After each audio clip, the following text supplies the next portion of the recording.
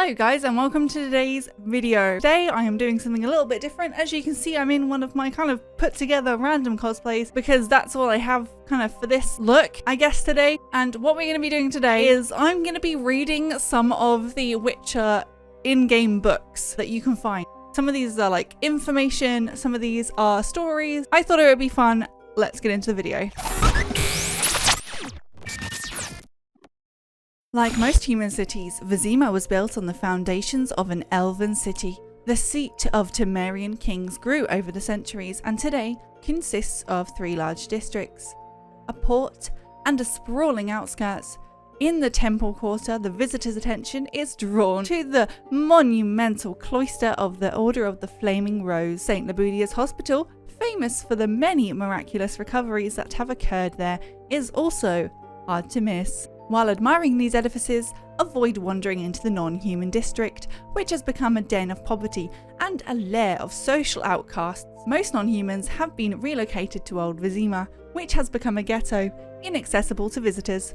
Currently, the trade quarter is developing rapidly. This is hardly surprising though, as it is home to the wealthiest merchants in the city, as well as trade and political. The city's leading bank and the town hall can also be found here. While in Vizima's trade quarter, why not be sure to visit the famous marketplace, where traders offer goods from all around the world. Basics of Alchemy by Master Jeremiah.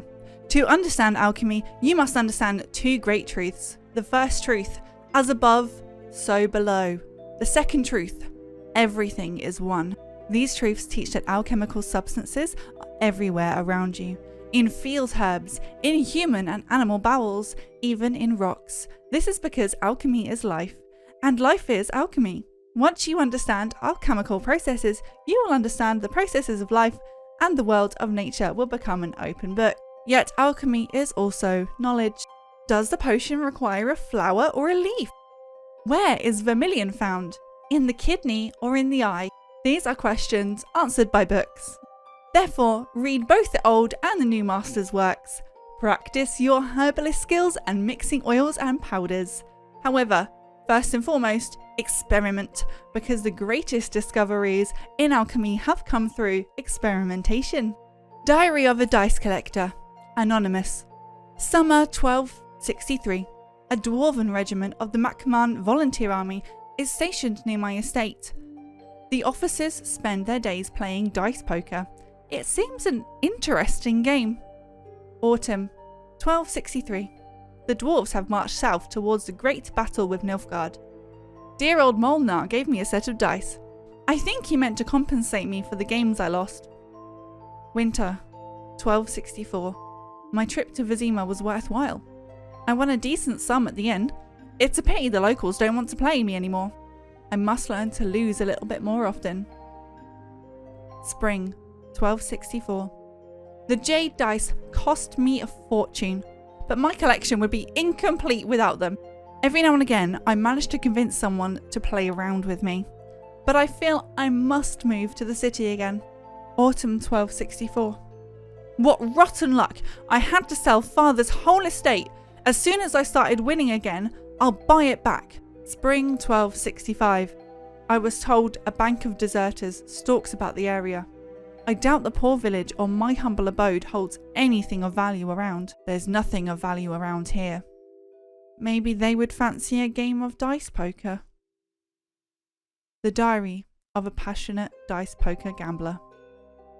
Elderblood, Vilgvorks of Vogvin. It is impossible to accurately trace the genes of Lara Doran. The fates of entire generations are lost to time.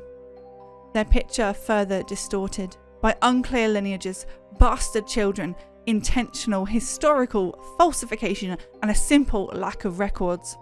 In many cases, Elderblood is too thin and has lost its power. Moreover, not every source attributes their magical skills to the presence of Lara's genes. A few, in whom the mutation has occurred, are marked by extraordinary abilities. They are able to travel through time and space and possess certain magical abilities. These talents are, however, wild and uncontrolled, manifesting themselves in times of stress or strong emotions, surprising even their possessors.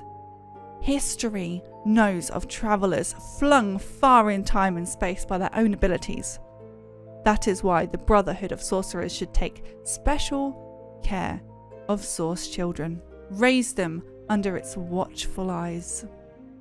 The Nilfgaardian Empire is gigantic. It was once but a single realm that went on to conquer neighbouring lands and assimilate their populations. Today, all who hail from the south are called Nilfgaardians, though some take offence as they have sought to preserve their national identity. Nilfgaard is ruled by a tyrannical emperor. He tolerates no opposition and knows no pity. Some call him the White Flame, dancing on his enemies' barrows. His symbol is a silver sun on a black background.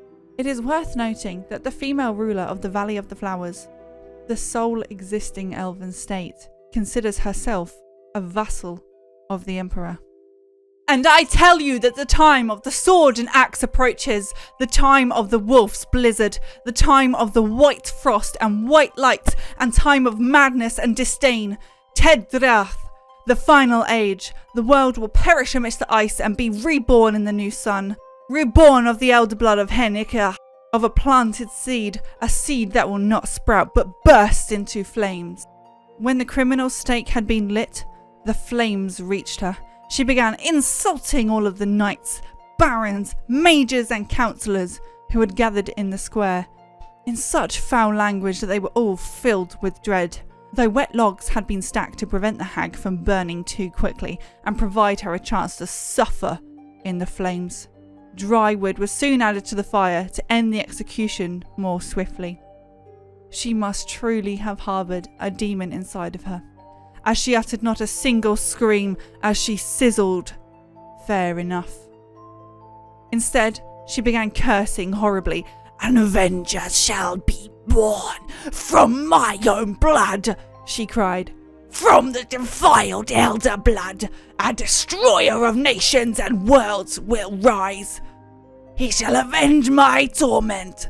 Death, death and revenge upon you and your offspring." That was all she managed to articulate before she perished. Such was the death of Falca, her punishment for the innocence she had spilled. The cataclysm, commonly known as the conjunction of spheres, happened 1.5 millennia ago. A cosmic collision of several parallel universes, this disaster left numerous creatures not native to our reality trapped here. For example, ghouls and graveyears, which lack their own ecological niches, are simply relics of the conjunction. The elves claim that humans also arrived in this world during the conjunction.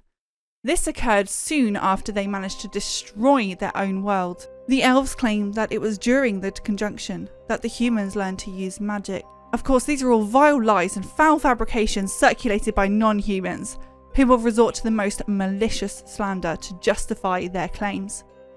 A work devoted to the famous magical cataclysm describes the appearance of monsters, the origin of humans and human magic.